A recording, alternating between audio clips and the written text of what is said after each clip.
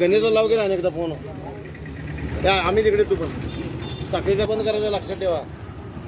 तुमचे लोक त्यांना तिकडे जाऊ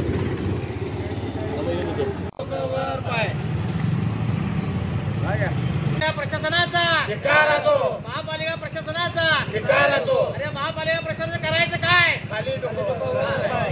या महापालिका प्रशासन करायचं काय? खाली डोकं वर पाय. अरे महापालिका प्रशासन करायचं काय? खाली डोकं. महापालिका प्रशासनाचा धिक्कार असो, महापालिका प्रशासनाचा धिक्कार असो. अरे महापालिका प्रशासन करायचं. सांगलीतील हा मुख्य रस्ता म्हणजे शामराव नगर आहे.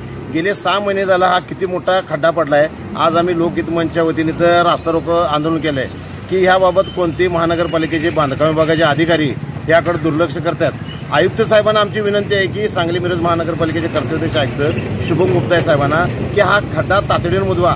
अन्यथा लोकहित मंचच्या वतीने सांगली मिरज कुपवाड महानगरपालिका क्षेत्रात जे रस्ते चालू आहेत ते सगळे काम आम्ही बंद पडू. येत्या काही दिवसात हा खड्डा जर नाही मुजवला सगळी जी विकास कामं महानगरपालिका क्षेत्रात आहे ते बंद पडण्याचा आम्ही इशारा लोकहित मंचच्या वतीने देतो की वेटीस धरण्याचं काम शामराव नगरमधील नागरिकांना हे प्रशासन करते आणि हे अधिकारी करतात की कोणते अधिकारी या गोष्टीकडे लक्ष देत नाहीत. एखाद्याचा बळी जर गेला की अधिकारी किती निर्लज्जपणे महानगरपालिकेचे बांधकाम विभागाचे आहे की एखाद्या बळी लहान मुलं जर बळी केला याला जबाबदार कोण असेल तर महानगरपालिका प्रशासनातील बांधकाम विभाग आमचा साफ आरोप आहे की लोकहित मंचचा ते जबाबदार पूर्ण आहेत.